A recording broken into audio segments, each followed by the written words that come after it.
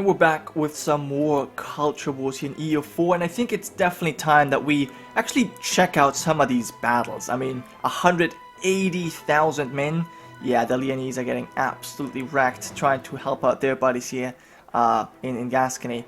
I mean, at least I would imagine that the Leonese are relatively safe, because before their lands can really get touched, the Gascons have to be completely besieged, and by that time they're likely to peace out. So I don't think the Leonese really gonna have to, really won't suffer too much from this. But obviously their one and only ally is gonna get basically destroyed. Now, actually, you know what? I'm not entirely sure if this is your only ally. No, they also have the Portuguese down in the Congo, and they've got the Danish, which are actually pretty powerful. The Danish obviously hold control over the Dutch, so we shouldn't forget about that. I actually like how many personal unions we've got. We've got the Finnish with the control over the Latvians, the Danish over the Dutch, the Scottish over the English. We've got the Occitans over the Tuscans. We've now, well, currently got the Catalans having control over the Galicians, but it might be the Scottish getting a personal union over them as well. Actually, one thing I didn't notice is that, oh, the Irish are helping out the Scots there. Oh, this is really nice. So this is pretty much the British Isle alliance, because the Scots got the English under control and they're allied to the Irish. So except for the two Norman provinces over here, this is one alliance. They're all working together. This is nice to see. That's really nice to see. But yeah, I like all of these personal unions. They're really cool. I mean, sadly, there's no personal unions for Muslims, because obviously we've got the same dynasty in Syria and Turkey. That would obviously be just the cherry on top of this alliance if they would, eventually just unite. That'd be really cool to see. It would be quite overpowered, but it would be funny to see. But yeah, I don't think we've got any other personal unions. I'm still waiting on this French personal union thing, especially because the Sardinians have that same dynasty. This would be really cool to see there as well. We might even see the Franconians get a personal union over the Prussians, and perhaps we see Hungary and Silesia, kind of get into a personal union as well. That'd be fun too. Okay, so the Saxons, I'm not really sure. They just got stack wiped as far as I can see. So yeah, that's too bad for them. I mean, it was a stupid move in the first place. They're probably gonna have to release lands and give them to Pomerania. So Pomerania is still around in Gotland, but they will gain a lot more land here, I assume. Unless, of course, the Czechs have a whole lot of claims, but they do not. They have most of their cores, or all of their cores, now on Franconia. So it's just going to be the Saxons just did a terrible stuff there. It was a terrible war. No reason to declare this in the first place, but I suppose it has to do with their ruler's personality. He's like an idiot or something like that. Loose lips. Maybe that has something to do with it. I don't know, but overall, it's just, yeah, it was just bad. So yeah, the Gascons are losing, and it's actually the Scots losing this by 10% because Marek is still under control. Now, I do believe this is the Galician capital. It is. Where is your capital? It's over here. Oh, well, here's the thing, though. That is something that the Catalans won't be able to protect. The Scots will take this very soon, unless they are doing a stupid move and moving their troops around.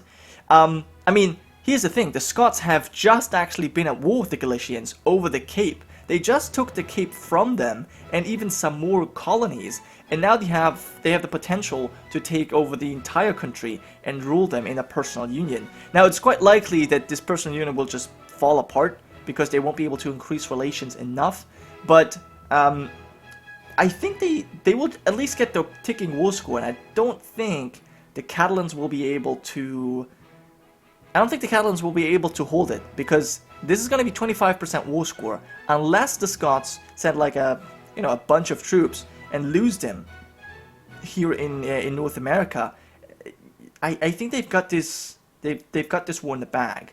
I mean, I don't know. We'll see. Perhaps it's not even as desirable for them to take over these lands directly in a personal union. Perhaps it's more desirable for them to take over the lands directly instead of in a personal union. I mean, they could just, you know, end this war by just taking over these lands. And that might be, you know, just a better thing to do overall. But I guess we'll find out. I mean, they could also, they apparently have Zanzibar under control, which is an important coastal center of trade, and they could just take over this province here that, you know, at least produces tropical wood. So, you know, it's not worthless. I imagine this is what they're going to do. I think this is what the Scots are going to settle for.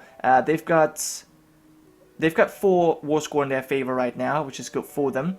And the Andalusians are going to war with the Ashanti one more time. This is not really too important. It's the one province minor that's going to get defeated. But we do have a peace deal. The Gascons had to give in. It doesn't look like the Leonese had suffered just as I expected, but the Gascons lost even more land. They lost another 2 provinces, which is actually not too bad if you think about it. They could have lost way more in this, I think. They still have their alliance with the Leonese as well, so overall they actually didn't suffer all that badly. Well, not as bad as they could have, at least. So, you know, I suppose that's good for them. I'm a little bit surprised that we're not seeing any more jihads, but I think this last war, when the Turks, you know, went to war against the Croatians and got just basically curb-stomped by the Franconians and the Romanians, they really had to recover from this. Well, at least they're now a bit more scared. I think, you know, they won't declare war on the Serbians because they're obviously allied to the Muscovites and guaranteed by the Croatians. The Greeks are their friends. I guess they could go to war with the Bulgarians? I mean, because they're only allied to the Serbians. This would actually be a great way for the Turkish to expand. They could take over Serbia and Bulgaria, at least this one province, just by declaring war on them. They wouldn't have to fear much. Or they could obviously straight out go to war with the Hungarians, who have only, well, no, the Hungarians now have the Romanians as allies. So I think what the Turkish need to do, if they want to continue their attacks into Europe, they should go to war with the Bulgarians and take over Serbia. I think this is basically the only way they can do this. And then obviously they can, you know, just casually grow in power here in the Caucasus region. They could take over Romania, for example. But anyways, it's fine. I don't need another jihad necessarily. In fact, they probably can't declare jihads anymore. I think the rule was before Mandate of Heaven was released. I think the rule was 1650 is the latest time that you can declare these holy wars. So you know that might be the case. Okay, so we've got the Crimeans now calling in their buddy in Muscovy to war with the Sami. That's interesting. Now, I do wonder if the Muscovites are going to get something out of this. I mean, the Crimeans have no interest in these lands because they don't even bother them. They could take over lands here, but they have no claims. They have actually no claims. Actually, never mind. They have this one claim. So I imagine that the Crimeans are going to take like a few provinces here, but I do wonder if they're going to be as generous to Muscovy as they have been to them. Because, you know, Muscovy does have quite a few claims. It would also look nice if this was to come under Muscovite control, and then, you know, giving, I would say, like, giving one, two, 3 provinces, just like these 3 provinces, you know, a straight line, giving those to Muscovy would obviously open up enormous possibilities for the Muscovites to colonize, because all of this is open. So this would really strengthen them quite a bit. I'm not sure if the Crimeans want to do that. I think they feel like the Muscovites are currently a useful ally, and they're going to use them to pound the Ryazanians and the Sami, but I think eventually they might betray them and join up with the Finnish and try and tag team the Muscovites. At least I can imagine that is going to happen. But the Muscovites got themselves some very nice alliances. You know, the Ruthenians, Albanians, not sure if that was a smart pick, because this could actually bring you to war with the Syrians, essentially. We'll have to see. We'll have to see if that is going to work out for them. But the Scots are winning their war. They're able to get quite a lot more war score. Some 17 more war score. So they're at least going to get something out of this. I don't know if they're really going to get this union, as I said. I'm not sure how useful that would be to them. But they're certainly going to grow stronger out of it, which is cool. It's certainly cool. They might even take Gibraltar. Oh, imagine that. Imagine the Scots going over here. Or the Englishmen going down here, besieging Gibraltar and taking it over. That'd be kind of funny. That'd be kind of funny. But yeah. Other than that, the Ashanti have obviously been eaten up. There's not really a big surprise there. The Tuscans are actually colonizing quite a lot down here in Southwest Africa, or Southeast Africa actually. Southwest is over there. You know, growing a little bit of a power base for themselves. Probably gonna get into trouble with the Portuguese at some point. But luckily they've got their overlord, the Occitans, which are still the #1 great power in the world, to protect them. So they're probably not going to do too badly there. Yeah. All right. Well, other than that, we've got we've got tons of border war going on. We've got Bengal. What the heck? The Syrians actually lost to rebels right there. They had to give up very profitable province here. Farmland estuary, and I believe another estuary, silk producing estuary. That was really bad of them to lose the spice province as well, and now Bengal gets to colonize themselves. Alright, well, they obviously bring in the Bengali culture, but even if they would potentially manage to become the greatest power in the world, they are not eligible to win. Although that would be quite a feat. I don't think it's going to happen. Other than that, Syria is holding on to southern China. We've got the Egyptians here in Vietnam, and the Irish settling Japan, together with the Leonese and the Occitans and Englishmen. Who's this, by the way? Malacca. Well, Malacca has formed as well? Where are you coming from? Why? Oh, this, right. We did see these Malacca separatists. They were rising up in Galicia, and Galicia was not able to hold on to them. That is actually not really a surprise, because we saw like a 30 stack. So a new country has risen, and they are even sending their own colonists. We've got Sundanese separatists now rising up. The Syrians are really not doing a great job of protecting their colonies. I'm not sure what their problem is. They should have a strong enough army. I mean, they got 51,000 men here in India. How are they not able to defend their colonies? I don't know. That's ill done on their part. And the Albanians, wow, they took some key provinces here, colonized some key provinces, and they look mightily powerful, actually. I'm sort of surprised. They're basically Persia now. So that's good for them. Let's quickly check out the religious. Wow. So Orthodoxy is still spreading. I mean, obviously the Sami are contributing a lot to this with their eastward expansion. But yeah, Orthodoxy is looking mightily powerful. Wow. All right. How'd the war go? Did the Muscovites did get a province, but they didn't get many provinces. They got one. They actually got one province. But okay, to be fair, the Crimeans only took one.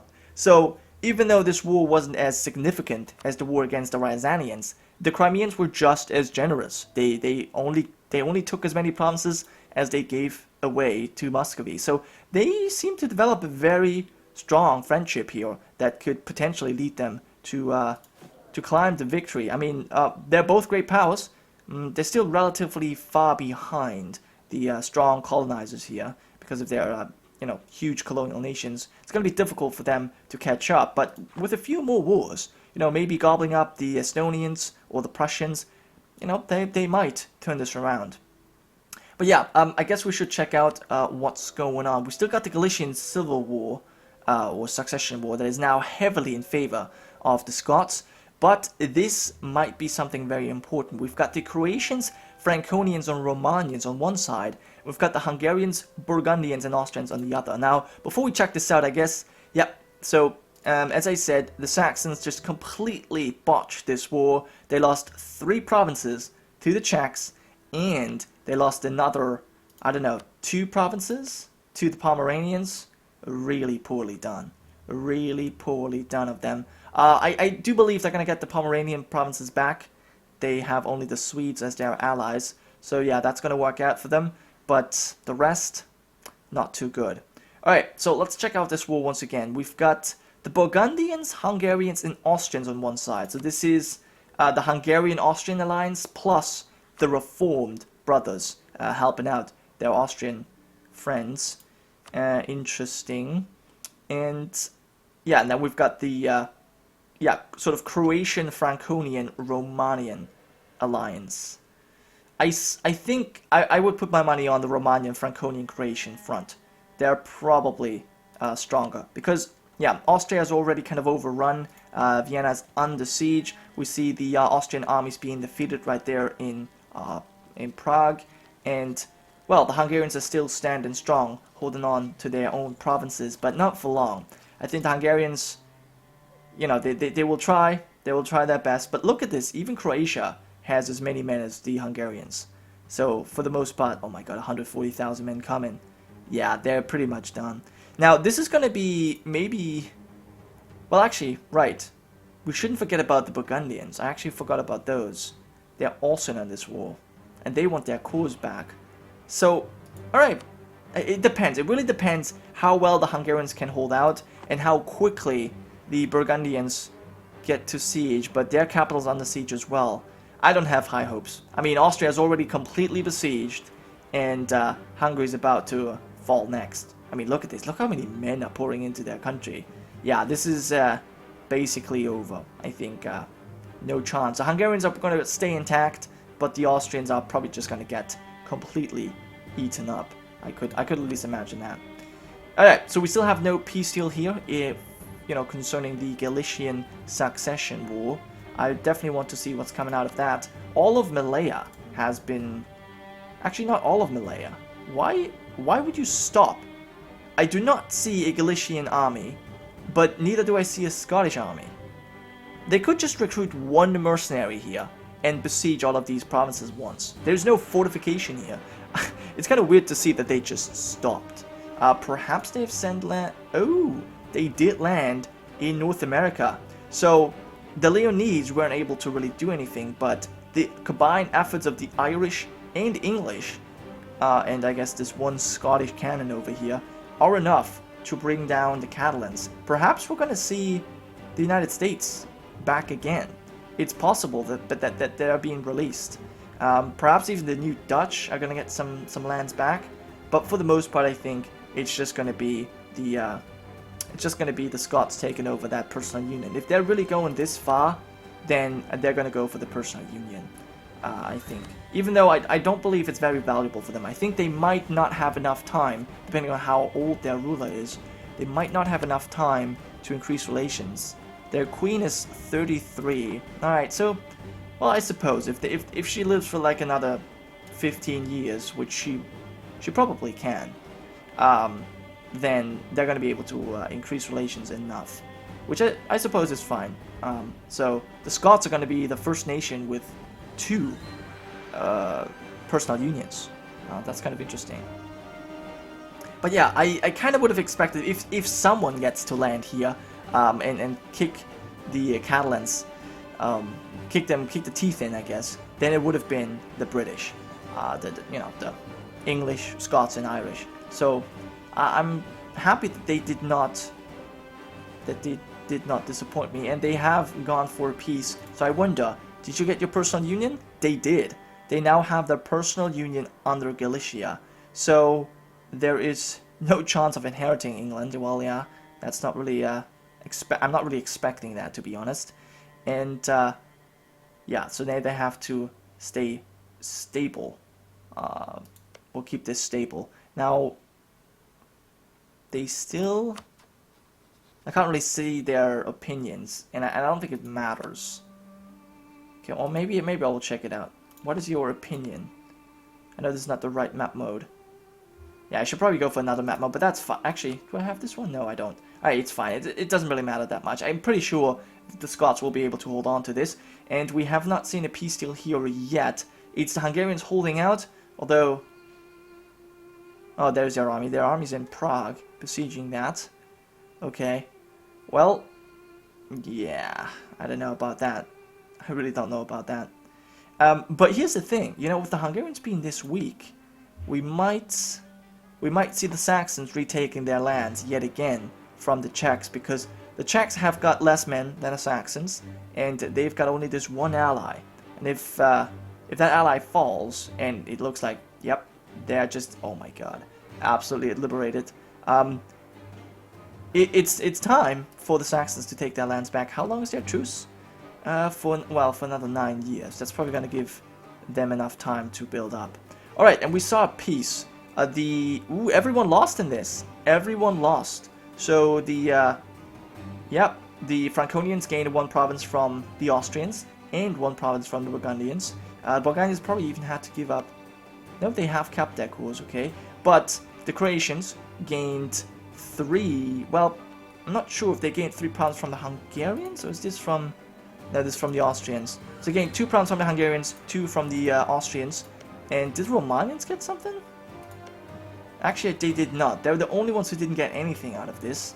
But oh my God, look at their alliance. They got the south completely covered with Neapolitans, Croatians. They could really, you know what they should do? They should now take on the Piedmontese and perhaps even the Swiss. But yeah, so that was a peace deal to this. We should have Albanian conquest together with the Egyptians and Romanians against the Serbians and Bulgarians. Interesting. Well, this is something we're going to check out in the next episode, but for now, that was it. Thank you so much for watching. I hope you have enjoyed, and I'll see you guys next time.